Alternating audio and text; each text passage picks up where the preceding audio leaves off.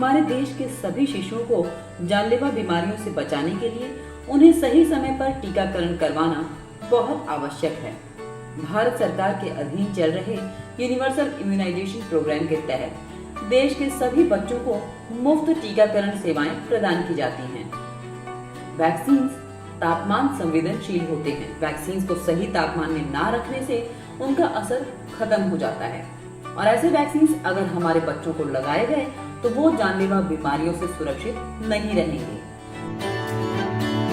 स्वास्थ्य कर्मी जो टीकाकरण अभियान के साथ जुड़े हैं, उनके लिए वैक्सीन का रखरखाव सही तरीके से करने की पूरी जानकारी होना बेहद जरूरी है।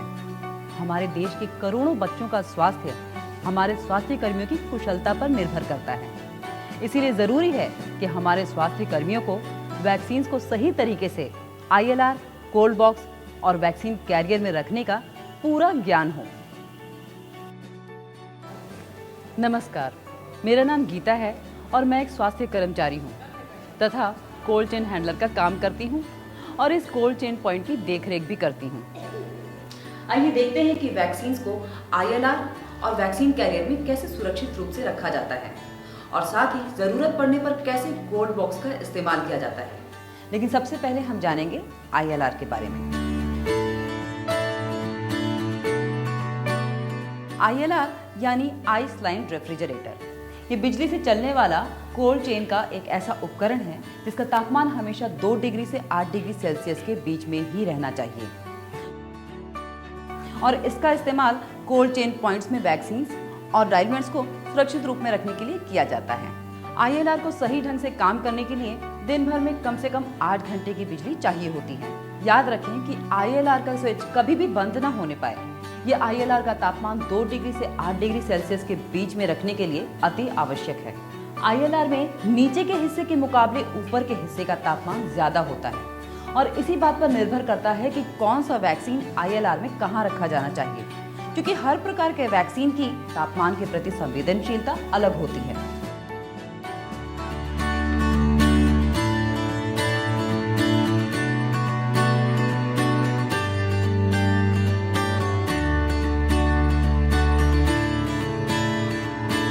रोटा या IPV जैसे नए वैक्सीन रखने के लिए ध्यान दें।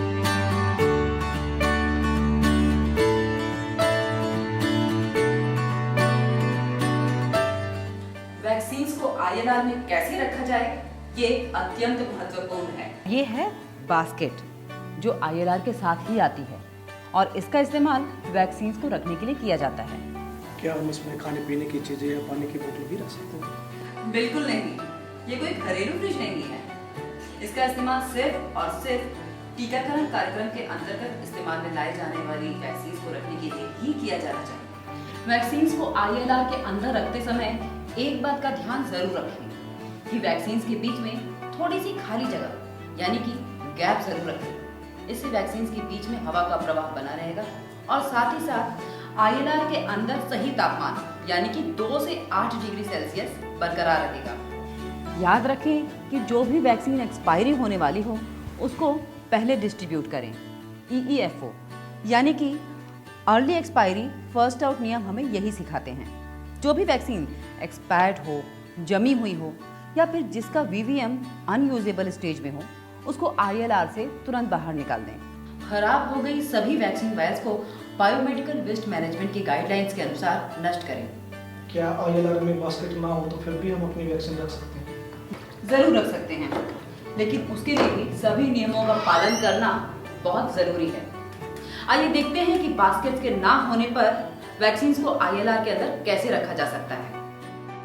अगर बास्केट्स नहीं हो तो आइस पैक को लेकर उसे पूरी तरीके से खाली करें और फिर खाली किए हुए आइस पैक्स को ILR के फर्श पर 2 पंक्तियों में लिटा कर रखें और फिर सभी वैक्सीन को आइस पैक्स के ऊपर पहले बताए गए निर्देशों के अनुसार रख दें। लेकिन एक बात का ख्याल जरूर रखें कि वैक्सीन के सही रखरखाव के साथ ही डाइल्यूएंट्स को भी सही तरीके से रखना चाहिए। बिना ठंडा किया हुआ डाइल्यूएंट ठंडे वैक्सीन के साथ मिलाएंगे तो इससे वैक्सीन को बहुत नुकसान पहुंच सकता है और वैक्सीन की बीमारियों से बचाने की क्षमता खत्म हो सकती है। इसे थर्मल शॉक कहते हैं। डायल्यूएंट्स को फ्रीज सेंसिटिव वैक्सीन यानी कि टी सीरीज वैक्सीन के साथ आईएलआर के अंदर 2 से 8 डिग्री सेल्सियस तापमान में रखें। और अगर आपके आईएलआर में जगह की कमी है तो आप डायल्यूएंट्स को आईएलआर के बाहर भी रख सकते हैं, लेकिन टीकाकरण के 24 घंटे पहले उसको वापस आईएलआर में रखना जरूरी है ताकि टीकाकरण के समय डायल्यूएंट और वैक्सीन का तापमान एक ही रहे।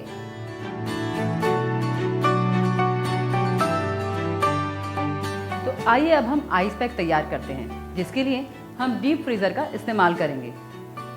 पहले खाली आइस पैक लें, उसके बाद इसमें दिए गए निशान तक पानी भरें। इसके बाद आइस पैक का स्टॉपर और ढक्कन कसकर बंद करें।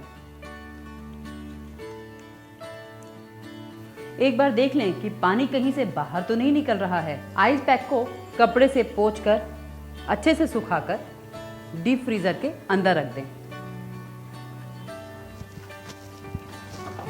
लेकिन क्या इस दौरान हम पानी में नमक मिला सकते हैं, क्योंकि इससे पानी जरूरी होता है? नहीं, बिल्कुल नहीं। पानी में नमक बिल्कुल ना मिलाएं, क्योंकि इससे पानी के जमने और पिघलने का तापमान बदल जाता है और कंडीशनिंग पर असर पड़ता है। ध्यान रहे कि आइस पैक के अंदर सिर्फ पानी भरें और कुछ भी नहीं। आइस पैक की कंडीशनिंग कैसे की जाती है? आइस पैक की कंडीशनिंग के लिए आइस पैक को डीप फ्रीजर से बाहर निकालें और एक टेबल पर इस प्रकार लेटाकर बिछा दें। आइस पैक के बीच में 5 सेंटीमीटर यानी कि 3 से 4 उंगलियों का गैप होना चाहिए। इससे आइस पैक की कंडीशनिंग में सुविधा होती है। कुछ देर बाद आइस पैक को हिलाकर देख लें। अगर पानी की आवाज आए तो इसका मतलब है कि आइस पैक कंडीशन हो गया है।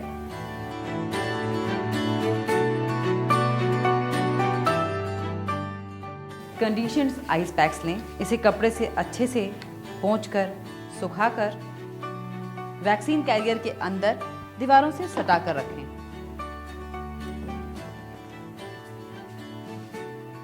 सभी वैक्सीन्स और डायल्यूएंट्स को एक जिपर पैक के अंदर रखकर वैक्सीन कैरियर के बीचों बीच रखें। वैक्सीन्स रखने के बाद वैक्सीन कैरियर को कभी खुला न छोड़ें और उसे कसकर बंद कर दें।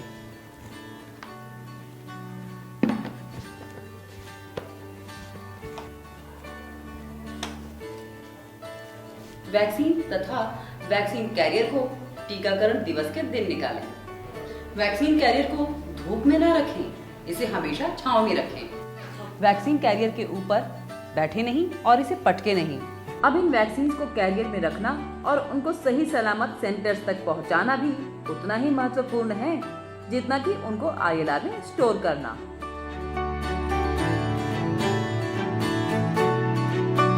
टीकाकरण के बाद सभी वैक्सीन कैरियर्स को वापस कोल्ड चेन पॉइंट में लौटाना आवश्यक होता है और उसी दिन बचे हुए वैक्सीन को वापस आईएलआर में रख दें। बिना खुले हुए वैक्सीन वायल को आईएलआर में रखने से पहले उसका वीवीएम और एक्सपायरी डेट की जांच कर लें। खुले हुए वैक्सीन को भी आईएलआर में रखा जा सकता है ओपन वायल पॉलिसी के अनुसार, जैसे कि टीटी, डीपीटी, पेंटा, हेपेटाइटिस बी और ओबीवी, उनको भी आईएलआर में रखें।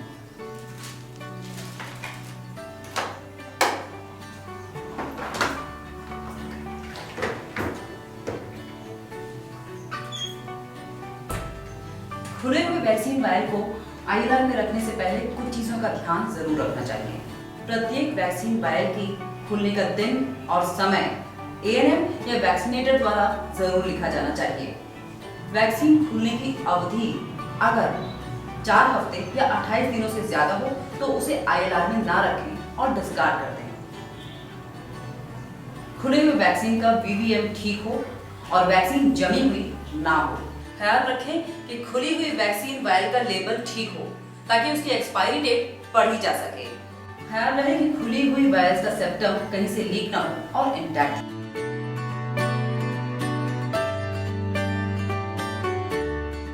आइए अब देखते हैं कोल्ड बॉक्स का इस्तेमाल कैसे करें। लेकिन इस कोल्ड बॉक्स की अहमियत क्या है?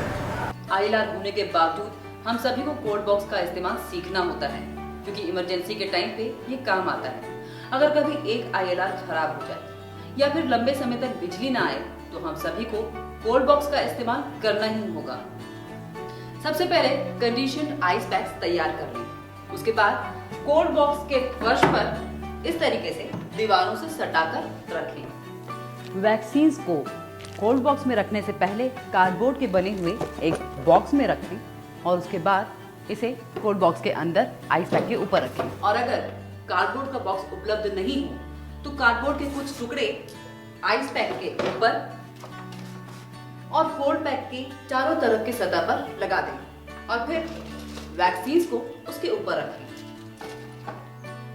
ध्यान रहे कि वैक्सीन्स आइस पैक के संपर्क में ना आ पाए। ध्यान रहे कि कोल्ड बॉक्स के ढक्कन के ऊपर कभी कोई भारी वजन ना रखें, इसके ऊपर दूसरा कोल्ड बॉक्स ना रखें और इसके ढक्कन पर कभी भी ना बैठें, क्योंकि इससे इसके रबर सील को नुकसान पहुंच सकता है और साथ ही इसका होल्ड ओवर टाइम और कार्य करने की क्षमता पर भी असर पड़ता है। कोल्ड बॉक्स में वैक्सीन्स को रखने के तुरंत बाद ही टेम्परेचर लॉग बुक में डेट, टाइम और शिफ्ट करने का कारण अवश्य रिकॉर्ड कर लें। समय समय पर कोल्ड बॉक्स की जांच और मेंटेनेंस कराते रहें। सबसे ज़रूरी बात यह है कि वैक्सीन्स को सही तरीके से स्टोर करने के लिए सभी नियमों का पालन करना आवश्यक है। एक भी गलती से सभी वैक्सीन्स खराब हो सकते हैं और हमारा कर्तव्य है कि वैक्सीन्स को सही तरीके से स्टोर करें।